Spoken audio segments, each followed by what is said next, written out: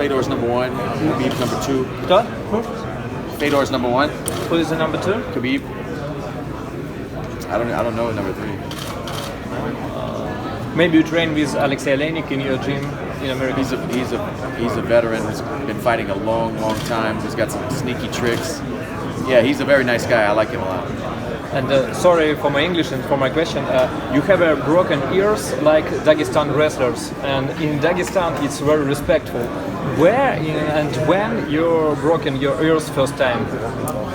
Probably when I was 18 years old, maybe 19 years old. Jiu-jitsu. In Louisiana? Yes. In Fight Will film, you say that you have many fights in your childhood. Who was your toughest opponent in your childhood? I don't remember any of the guys' names, or most of them. I don't remember any. I don't know. That's too far. Which your record on your street on the streets?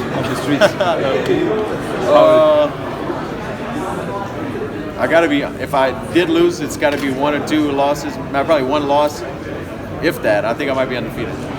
One loss only? Huh? One loss in the street you have? These are. I don't really remember everything, but I'm sure I've lost a fight somewhere along the way. Do you know that Arman Sarukan was criticized because he posted a photo with you and he called you as a real champion?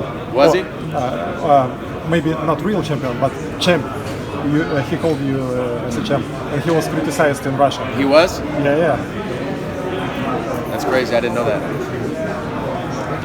Dustin, you don't use any trash talk, like Conor McGregor. Why?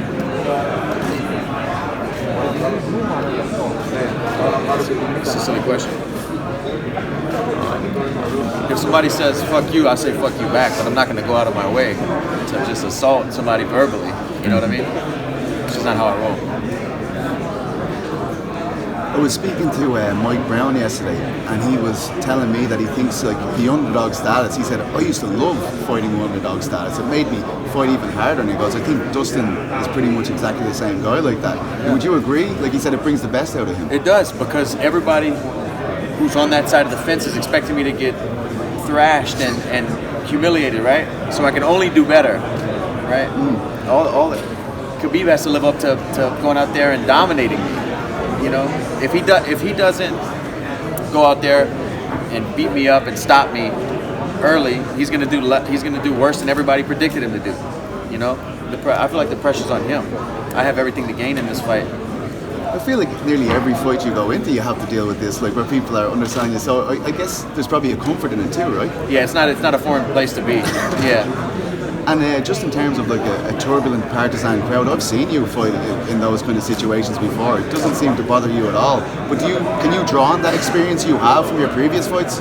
Yeah, this is an evolution of going up against the odds, of going up against the doubters, and walking past boos to get to this point. It's perfect timing in my career to fight a fight like this, because I don't care about that stuff. I care about 25 minutes.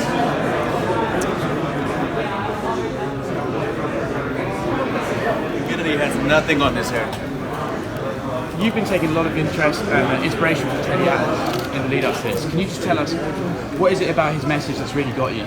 You know, Teddy's a guy who I've always followed. You know, I've been a combat sports fan my entire life, first with boxing. And Teddy's a guy who is very articulate and speaks in a way, it's hard for me to explain. He speaks in a way that like I feel, but I can't explain. He captures the fighting mindset and feelings very well in the way he speaks, and I really enjoy him. You know? And it's crazy how we even got in contact with each other, and now we started a relationship, and it's incredible, man.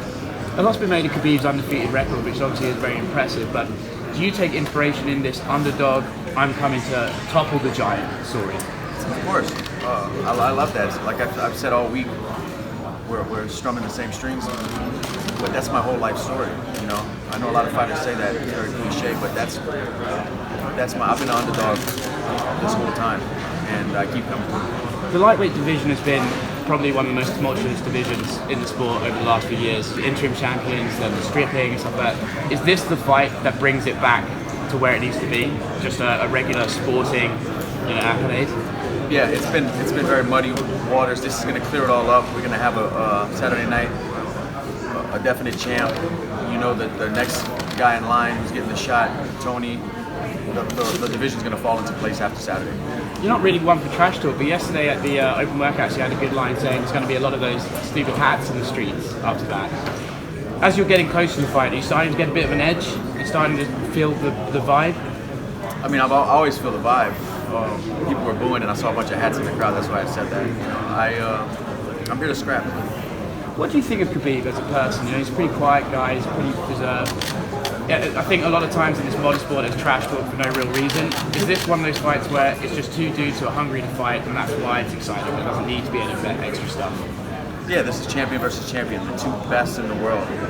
25 minutes to see who is the best. That's exciting. So I think if you're a fight fan, this is the kind of fight that you're out there looking for. See who is the best.